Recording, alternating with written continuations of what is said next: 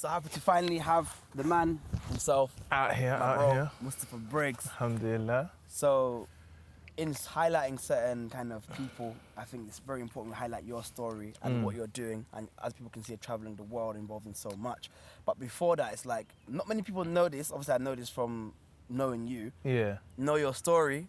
But how you came to Islam. People don't even know that you're a convert. People assume that, oh, this guy's from the Gambia or Senegal, Nigeria. He knows so much about Islam. He speaks Arabic. He must be Muslim from the time he was born. So Yeah. how's that? What's the story? I know the story, but tell the people what's the story. So it's alhamdulillah, like it's it all starts with my family background. Okay. So like my family on my father's side, I'm Nigerian. My father's from a place called Akwa Ibom, and there's like hardly any Muslims there.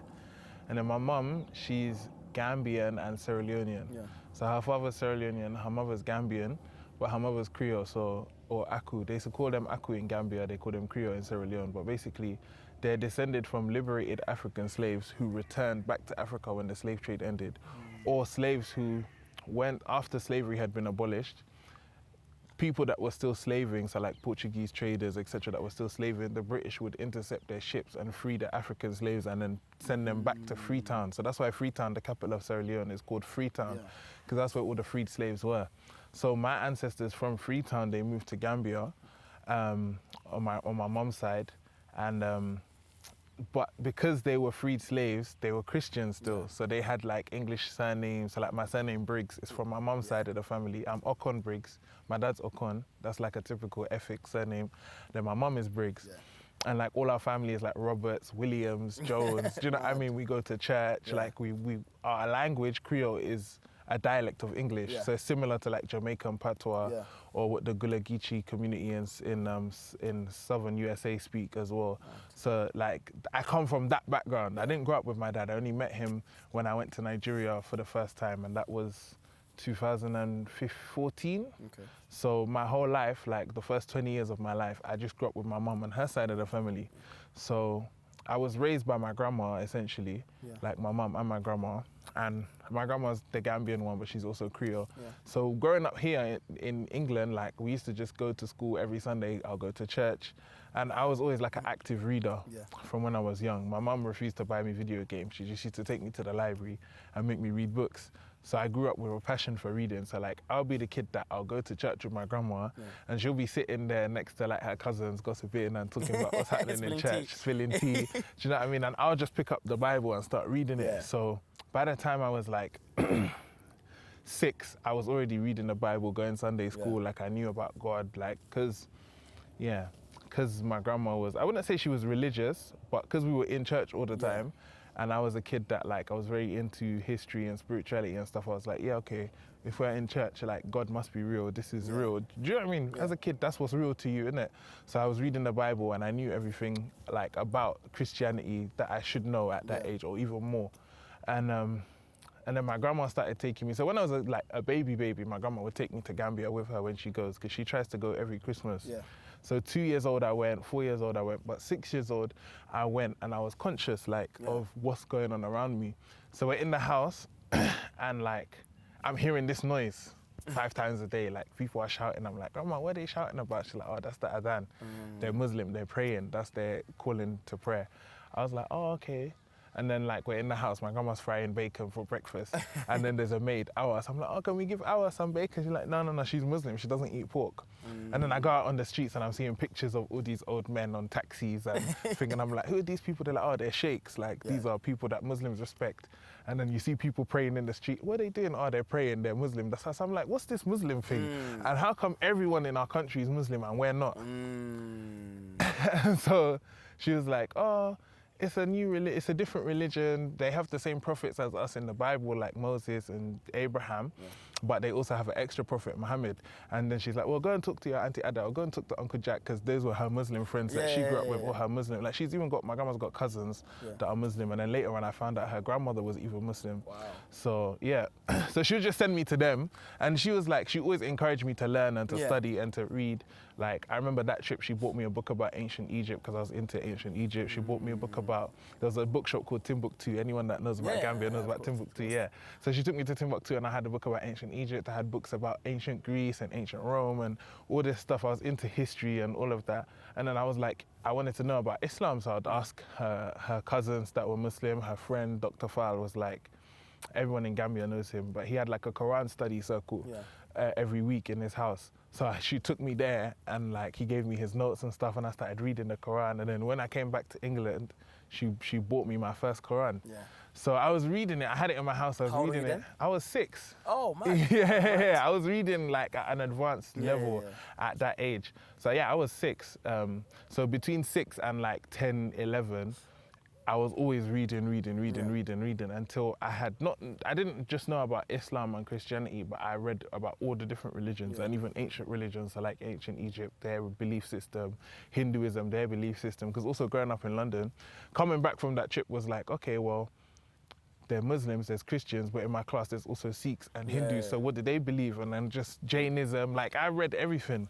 And then by the time I was like 10, 11, I had already decided that, when I'm older, I'm going to become Muslim because this makes the most sense. So along with the fact that logically for me, it made sense. So like going to church, I never really understood how God can be one and three at the same time. The whole Trinity versus one God thing didn't make sense to me. And then Jesus being the Son of God, I'm like, how is he the Son of God? But also God at the same time. But also God at the same time. But then also God didn't marry his mum, so was he born out of wedlock? Like I had all these mad questions, and like they never really answered the questions. They'll just be like, well, it's part of the creed, it's part of the faith. Then when I started reading the Quran, then I also started like, the Qurans come with, if you want to learn more about Islam, the little pamphlets. So I had that pamphlet Islam experience. Like what? We can talk about that. Yeah, we'll talk about that. Where I had all the pamphlets. Yeah. Like Islam, why Christianity is this, why Jesus is not like refuting, refuting Trinity. All of the dawah. There was one, and it was in Birmingham actually. Yeah. Allen Rock Road. IDCI. Yeah, IDCI. I had all of their leaflets. So when I read through all of their leaflets, and then there was another book by Ahmed Didat called The Choice. Yeah.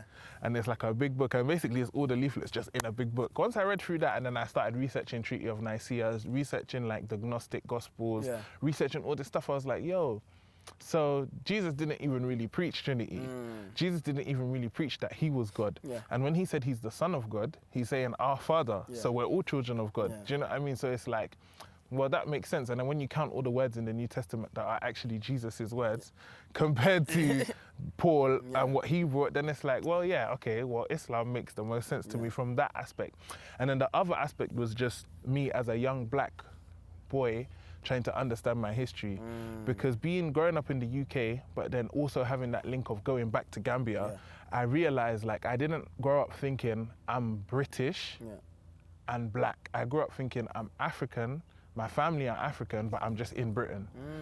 Okay. But then sitting down to think about, why are we here and our relatives are not? Okay. Or why are we Christian where everyone else in Gambia is Muslim? Yeah. Then that led me to research into African history, and I realized, we're only Christian because we were colonized and enslaved by Europeans. Yeah. And we only have English names and go to church and whatever and we're Creole because we're free slaves who don't know where we actually come from. Yeah. And then being in Gambia now thinking, how did these guys become Muslim? Because growing up in the UK, you'll think Islam is an Arab religion or a Pakistani religion. Before colonization, there was the Songhai Empire, there was the Mali Empire before that, there was the Ghana Empire before that, and they were all Muslim empires. Yeah. And, Takrur and all of these things, and in Nigeria, the Emirates and all of those things. And it's like, as an African, and then seeing how Islam entered the region, because the Arabs never came in and invaded West Africa and took over, but it's West Africans trading with Arab traders from the north and Berbers and stuff, and then discovering the religion and then deciding to adopt the religion. I'm like, so then that's a peaceful transference of Islam into West Africa compared to colonization that brought Christianity. So seeing that, my ancestors were probably Muslim. Yeah. I come from a Muslim family, and then originally, like I should be Muslim. Okay. And then seeing does Islam make sense to me, and then reading it, it did make sense. So what age did you decide like, this is for me and I'm going to become Muslim now? I was 13. And where was this? In London. What was the event? In London? Yeah. Oh, I didn't know that. Yeah, so let me tell you how it happened. So I went back to Gambia when I was 12. Yeah. And by that time, I know everything about, not everything, but I know about Islam. I know about the 5 pillars. I know about the Prophet ﷺ. I know about the history of Islam. I even know a bit about Mali Empire, Songhai, Then I get to Gambia now, and I'm observing, and I'm seeing a picture of this man everywhere. This one man, his picture's everywhere. Like, he has a turban, and he has big eyes, and he has a beard, just like my beard now.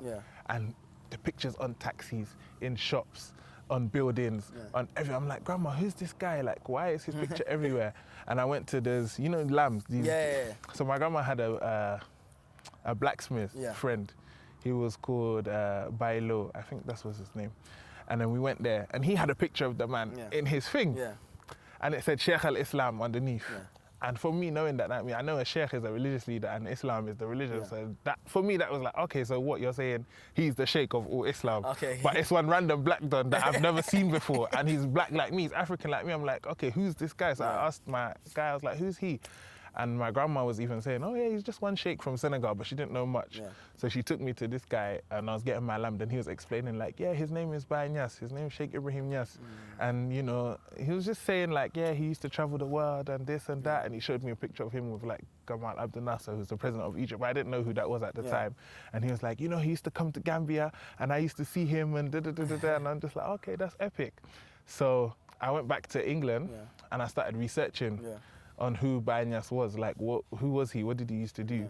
And even before that as well, my mum had said to me, if your dad was Muslim, I would have called you Tijani, or I would have called you Tijan, but that means Tijani, that's your, So, because I like the name, for some reason I like the name. So I had these two things, what does Tijan mean? Because I knew what Abu Bakr meant, I knew Abu Bakr was Omar, Osman, all these people, but I'm like, what does Tijan mean? Why is it a Muslim name? And who's Baye Niass? Like, who's Sheikh Ibrahim Niass? Baye means father in Wolof, so they call him Father Niass. So I'm like, so I'm Googling, and I see like, okay, he's part of the Tijani Tariqa, which is a spiritual path. And I hadn't really known about Sufism or Tasawwuf at that time. And I thought, okay, this is interesting, because when I read about it, it's like, okay, everything, because you know what we get told is, like by those times, I wasn't even Muslim yet, but I was studying like Kitab al-Tawheed. Like I had friends that used to study all that stuff. So it's like, they gave me Aqidat al-Wasitiyah by Ibn Taymiyyah. Like, this is what God is. This is how you define God. And obviously, you know, I read through that and I was like, okay, God has like 2 hands and he has a shin and okay, whatever, innit? I'll go with that. So then fast forward now, I'm seeing that, okay, these people, Sheikh Ibrahim Niass is explaining Islam as mind, body and soul. It's Islam, Iman, Ihsan. Islam for the body, Iman for your mind, like your Aqidah, and then Ihsan for your soul and the spiritual practice and the spiritual side. So I'm like, yo, that's like an interesting way of looking at it that I never really see people here talking about. So through reading the websites, and then they talk about like Shahada, witnessing Allah and everything, and Ma'arifa, knowing Allah and all this stuff. I'm like, yo, this sounds lit. Like, okay, this is a lit version of Islam. Like, so I started to email. So that website there, they said, yeah, this is our Sheikh Hassan Sise, who's the grandson of Sheikh Ibrahim. And there was an email there. So I'm like, I had just got a computer, we had internet, I was on MSN all day. So I'm like, yeah, let me just send an email to this guy and start asking him questions. Do they have any mosques here? Do they have any students here that I can start learning from? Because I was like, I wasn't going to convert to Islam until I was older, where I can have the kind of freedom to do what I want to do. Like when I've moved out, but within my heart, I believed I was Muslim. Like I knew Fatiha by then. I was 13, but I'd memorized Fatiha. I memorized Qul Huwallahu Ahad. I memorized all that stuff. I read all the books and stuff. So it's like, for me, I considered myself Muslim. I just hadn't taken Shahada. So I started emailing Sheikh Hassan and I was like, yeah, do you have any representatives in the UK? He gave me the number of one of his students called Abdul Ghani. And then he said, my younger brother, Sheikh Mahi Sise, is coming to England. He said, so when he comes, I want you to go to him and I'm praying that you become Muslim. He said, I'm praying for you. And he gave me his number, his own number, everything. I used to call Sheikh Hassan. And it's like, it's amazing because obviously I didn't know at the time how busy of a man he was. But now when I speak to people that were around him at the time, they're like, yo, he was so busy. Like for him to give you that time and respond to your emails and answer your phone calls, like that's an amazing thing. And I was like 13 at the time. But obviously because I was more like advanced for my age, maybe they didn't know I was 13. And it's interesting actually, side note, because when I went to Nigeria in December to give a talk, we went to Nigeria, Before you came, I was in Kano. So I did the north, I did like a tour of northern Nigeria, then I came down to meet you and then we did our event. And I met the secretary of Sheikh Hassan Yeah, I remember you Ceesay in saying. Kano, and he was saying that all the emails that you were sending him, Sheikh Hassan, I was the one that used to type them. Yeah. And he's like, it will be mad because he has emails coming in from the UN, emails coming in from NGOs, emails coming in from medical places, from everywhere. And in a day, he'll be like to me, in a day he can get over 100 emails. So he'll tell me like who emailed today, and I'll read through all the names. He said, anytime he came to your name, he would stop and say, what did he say? Let's respond to him and respond to me. So he was saying, I didn't know why he was putting in so much effort to you at that time, but now I'm seeing what you're doing. I'm realizing that he probably had foresight into that, you know, the people of Allah, they can, mashallah. So, yeah, eventually I called the guy. I was like, yo, stranger danger, I didn't care. I was like, Sheikh Hassan told me his brother's here. I want to go and visit him. Can you help me? So he was like, yeah, meet me at such and such station and I'll pick you up and we'll drive there. So I was working at the corner shop next to my house that time. When I finished work, I called my mum. I was like, yeah, I'm going to go meet some friends.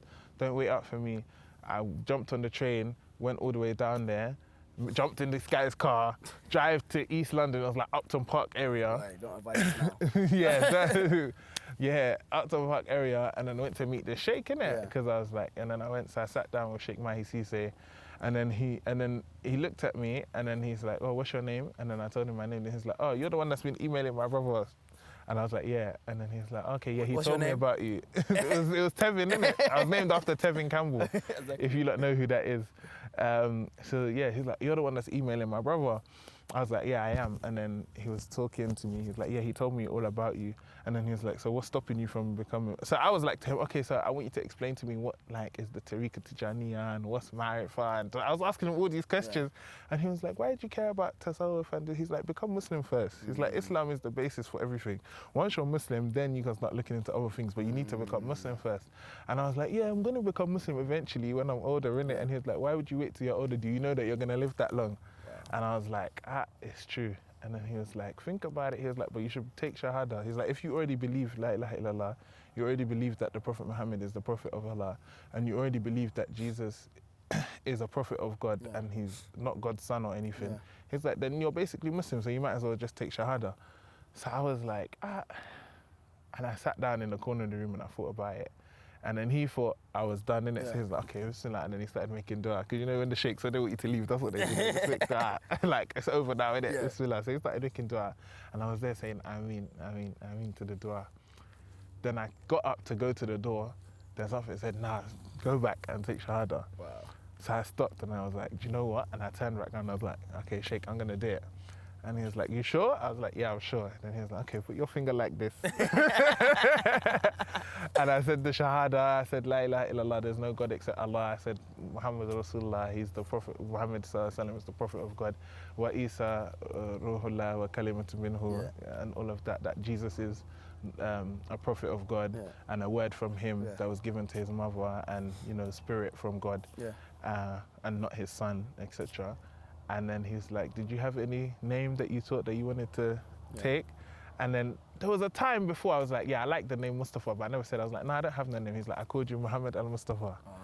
So then that's how Mustafa Briggs started, That was the day Mustafa Briggs was born. Yeah, that was the day, innit? Alhamdulillah. And so, but I came home and I didn't say anything. I didn't tell my parents.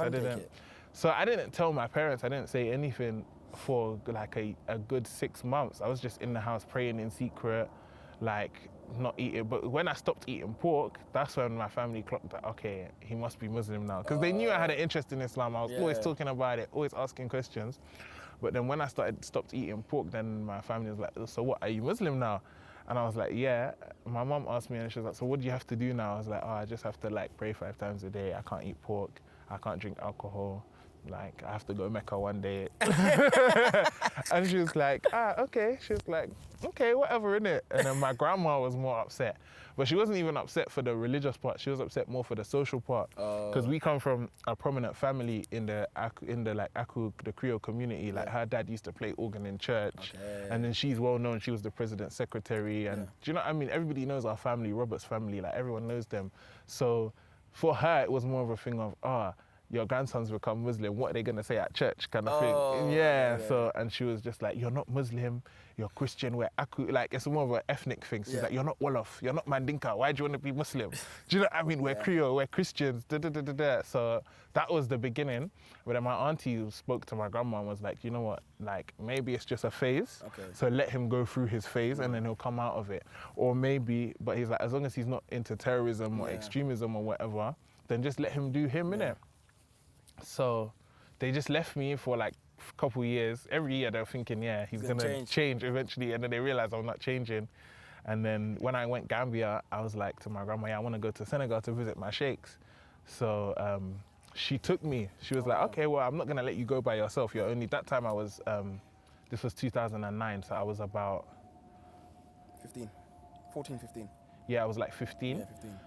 She was like, I can't let you travel to Senegal by yourself. So she rented a car, whatever, took me to Medina Bay, where Sheikh Mahi Cisse lives and where Imam Tijani lives. We stayed with Imam Tijani, and she met them, innit? Wow. And she said to them, she said, you know what? My grandson, like I raised him. He's like my son. He's like my child. He's like, but he likes you guys. He loves you and he loves what you're doing. So I've given him to you. He's your child now, kind of thing. And she was like, I'm cool with it. Once she saw Medina Bay, she saw the environment and she saw how respectful they were and how good of people they were. She was like, this is cool. Because the Islam that we know in the West is terrorism and this and that. But she grew up in Gambia around people, Muslims, so she knows around Muslims. So she's like, if this is the same Islam that we're practicing back home, I know that Islam. My cousins are Muslim, my friends are Muslim. Do you know what I mean? And I grew up next to a masjid, which was a masjid of one of Sheikh Ibrahim's students, Sheikh Omar Faye. So she was like, so with all of that, once it's this peaceful Islam that I know, that I grew up with, then it's fine. So I mean, the thing is, so you definitely had like a good experience into Islam overall then, and a very interesting experience. But the question is then, you being a young black man from the UK, going back to Africa, having your African roots, then finding an Islam that made sense to you there and kind of catered to you. How important is it then, do you feel? Obviously, it's not feasible for everyone to go back to Africa. It's not feasible to everyone to have an African version of Islam. But how feasible is it that to have a kind of a culturally relevant Islam for especially young black people? So I tackle this from two sides. Firstly, from the black African side of me being black African and reconnecting to the Islam of my ancestors, now we live in the information age where the internet is here. Even if you don't travel to Africa, Africa comes to you. Like Sheikh Ibrahim, like I didn't go to Africa to take Shahada. The Sheikhs came here and I took Shahada with them, and they come here every year. Do you know what I mean? You have African Sheikh here all the time. But it's a thing where people don't know they're around or people don't benefit from them, because when they're here, the same hype that you'll get when scholars from Syria come or scholars from Yemen come or scholars from Saudi come, the West African scholars won't get that same hype because people are not aware. I wouldn't even say it's a malicious thing of people are racist or whatever, but I feel like a lot of people were not aware of the legacy that Islam had in West Africa. So when African Sheikh are around, it's mostly just the African community that's benefiting from them. And that's something that I saw that was a problem. We'll definitely go on to the legacy part, but how do we, so then the thing is... And then another thing as well, sorry, I feel like, for me, maybe in the beginning it was more, okay, I'm African, I should have an African Islam. But then as I started to study the deen more, I realized that the essence of Islam as a complete deen and a holistic practice, for me, I see it best preserved in Africa. So it wasn't even a thing of, well, obviously there's other places in other places. There's other places in other parts of the world that preserve Islam as well. But for me, the way I've seen Islam preserved in Africa and the way it's practiced in Africa as not just a ritual, not just an outward show of piety, but as something that's meant to give your soul spiritual training, something that's meant to take you into the presence of God, something that's meant to make you a conscious individual, a God-conscious individual, and have unity with the universe in worshipping Allah. And real Islam, like submitting to Allah alongside everything else in creation, and cultivating good manners with your people and understanding your relationship between you and Allah, I see that best preserved in Islam in West Africa because it's an Islam that's based on Sharia, Tariqah and Haqiqah. It's an Islam based on the law and on the spiritual path and on understanding the divine reality. Agreed. I totally like that. But the only thing is, me and you, people will know from our podcast as well and everything, we criticize people who do Arab Islam criticize those who bring South Asian Islam and say, why is it your cultural practices get a sanction within Islam, but our cultural practices don't, for example? Yeah. So then, are we doing the same thing as Africans, or what's the difference? I would say, because you know what it is, I don't have a problem with Arab Islam or Asian Islam. Yeah. I only have a problem with Arab Islam. Well, Islam is Islam, fair enough, but obviously, because you know there's going to be idiots in the comments that's going to say Islam is one, and you shouldn't say Arab Islam and Asian Islam, but we have to be realistic in the sense that Islam as a religion, there's things that are thabit that never change, like 5 daily prayers don't change, fasting in Ramadan doesn't change, but then, you know, the urf and the ada of different communities means the way Islam is practiced in Asia is different from the way it's practiced in Arabia. The way it's practiced in Arabia is different from the way it's practiced in Africa. But it's all beautiful as long as it comes within Sharia and also within the spirit of the law. But when you start to get Arab Islam that says, okay, this is the only way to practice Islam, let's efface all other ways, and in order to be a real good Muslim, you have to pretend to be Saudi and Khaliji and say Yani in every sentence. I'm not with that. Or you have to wear shalwar kameez and da-da-da-da-da. It's not that. But I feel like the way to bridge the gap is a knowledge-based Islam. You have to study and you have to understand the spiritual traditions, because it's like the way I've studied Islam. So like I study in Egypt now, so I'm studying with Arabs in an Arab country. And I'll study books from West African Sheikh. I've also studied books from Southeast Asian Sheikh. You know, there's Shah Waliullah, there's amazing scholars in the Asian subcontinent that I feel like their legacy and their history needs to be revived, and people need to go back to that, because that's how Islam successfully spread in those communities. And same thing with the Arab tradition, do you know what I mean? I'm a big fan of the Habaib. I'm a big fan of, you know, Habib Ali Jafri, Habib Qadim, and the legacy that they have preserved in Yemen over, you know, the past 1,000 years, etc. And I benefit from that. I've studied from Syrian scholars as well. Like I've studied books by Yusuf Nabhani, and you'll see that even within the West African tradition or all these traditions, they were all intermixed. So like, for example, Sheikh Ahmed Bamba in Senegal, his daughter, Sahna Mai Kabir, she used to teach a book called Anwar al-Muhammadiyah, which was written by a Syrian scholar, Yusuf Nabhani. And Yusuf Nabhani and Sheikh Ahmed Bamba used to correspond.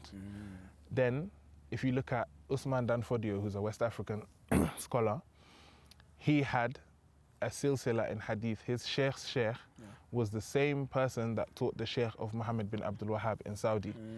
And then Omar Futi Tal, who was the founder of the Tukulor Empire in West Africa, your ancestor, he had a nephew, Alpha Hashim, who when the jihad against the French failed, he moved to Medina Munawwara in Saudi Arabia, and he became the mufti of the Maliki madhab there, which is something that, so he has silsilas. There's people who studied, everyone who studied Maliki fiqh, including scholars like Muhammad bin Alawi al-Maliki and Saudi scholars, they have silsilas going back through this West African faqih. And you know, his books are still here, his poems are still here. Even recently, there was controversy in Senegal over a singer singing one of his poems in a song, Darul Habibi, and all of these things. So it's like, you can see that for them, it wasn't even the location. Jalaluddin Suyuti had many students in Kanem Borno, which is in northeast Nigeria, and he used to correspond with them. And even if you go to Nigeria today, they'll say Jalaluddin Suyuti came to northern Nigeria. It's something that historically we can't confirm, but when he was in Egypt, the West African scholars that would travel through Egypt, that would study with him and bring back his books. That's why Tafsir Jalalain is the most popular tafsir in West Africa. So it's like, it's beyond, for me, I feel like being African Muslim, understanding that I have a heritage within the deen and we have our own scholars that we should take from, and we shouldn't feel inferior to Arabs and Asians is what I'm looking for. But then also I want to push forward the idea that we need to stop taking just from scholars of this region and everybody benefit from the scholarship from all regions. Obviously, I'm more familiar with West African regions, so I'll push the West African scholars forward. But I would encourage Asian scholars, look into the history of Asian people, look into the history of Islam in the Asian subcontinent, because Mufti Menk didn't spread Islam in India, and all these other scholars that we're listening to didn't spread Islam. You have Awliya there, you have like Gharib Nawaz and all of these people that they have a legacy that people should study. So yeah. Okay, brilliant, man, brilliant. But then, okay, just kind of touching more on that then, what's been your experience? Okay, you clearly are very confident in your Islam. 100%. Very confident in yourself. Alhamdulillah. Alhamdulillah, which is obviously what people should be aiming for, wherever you come from. So there's two kind of questions that come to mind. The first one is then, obviously, I totally agree, I'm with that. Obviously, my thing's more of then, how would Islam look like in the UK going forward as a melting pot? So, for example, we have friends who are Asian, we have friends who are Arab. They come to us, to our country, we go to their country. We want to go to their countries as well. But also, we're connected to our parents' cultures, but also heavily connected to our British culture. So almost like, what do you think Islam will look like in the West then, as someone, because we have so many different cultures. What does it look like? For me, I feel like Islam in the West looks like Muslim Millennials. It looks like the Baraka Boys podcast. I'm not even plugging, I'm just saying it looks like what we've made it to be, because we've drawn from all of our different influences and created a way of practicing the religion that suits the way we are. And it's not we're creating the deen for us before people come to the comment section, but it is the way we're practicing, like we're taking, because we're British. As much as I'm West African, as much as I speak Creole and I speak Wolof, English is my first language. I went to British public school. I grew up in England, and I go to Africa on holidays. So it's like, there's certain things, for example, like I remember, you know, growing up, we used to go to Gamus. So that's like the West African Islamic conferences or whatever. And it's all in Wolof, and do you know what I mean? Our aunties are there with the fresh weaves and the new head wraps, and do you know what I mean? And it's like, it's very cultural, where if the Sheikh comes, or if a scholar comes from Senegal to come to England and he's doing a gamu that only his own community can benefit from, that benefit that he can bring to Muslims in the UK is lost. So then we started to organise our own events of, okay, when the Sheikh's here, he'll go to the gamu, then he'll also come to us and speak in English, in a language that everyone can understand, so that people have access to that legacy and access to that knowledge. Like, I'm a translator, so you know, like I'll travel around with Sheikh Makinyas, the son of Sheikh Ibrahim, and he'll give talks. And it's not just Senegalese people there anymore, or Gambians anymore. It's Asians now, it's Arabs now. It's people are coming because they're realizing the benefit and the different, you know, the legacy of scholarship that's there. And I feel like that's the way to move forward. It's taking from where we come from and then understanding where we are and mixing it together. And that's like where you have the whole concept of a third culture kid. Like, I feel like I'm a third culture kid because I don't fit into my parents' culture and I don't fit into the UK culture 100%, but we've created our own culture and we have our own way of doing things. And I feel like by projects like this, like the Muslim Millennials project, that's what you're trying to showcase. You're trying to showcase this whole new millennial generation. And it's like, I don't even think it's just a UK thing, because the same way people resonate with us here in the UK is the same in America. And it's the same in West Africa now. Like, there's many West Africans that have reached out to me and said, oh, I didn't understand about the scholars and stuff that we had here before I found you, because they look to us in the West and they see our media. So with that, then I feel like we're moving beyond having a UK culture or an American culture. We have a global culture now because of social media, because of the internet, because of connectivity, because of the fact that English is a universal language. I have just as much in common with you as I would with someone in America or someone in upper middle class Pakistan or someone in upper middle class Gambia, because they all go to international schools, they all study English-based curriculums, they all listen to, do you know what I mean, the same music, Rihanna, Beyonce, da-da-da-da-da, ASAP Rocky, this, that. And it's like, that is our culture now. So I feel like the way Islam is evolving, like the way Allah said in the Quran, He made us, وَجَعَلْنَاكُمْ شُعُوبًا وَقَبَائِلَ لِتَعَارَفُوا. He made us like tribes and nations to know each other. If you look at it from Arabic, it's not, because ta'allam is like to know something as knowledge. Ta'arafu is like to have experience with that. Become acquainted with them. Become acquainted with them. So it's like, we're seeing that now where all the different tribes and nations are mixing together. Like, we're here now recording this. Afterwards, we're going to go grab some Indian food or grab some Italian food. Do you know what I mean? So it's like, that's where everything is going.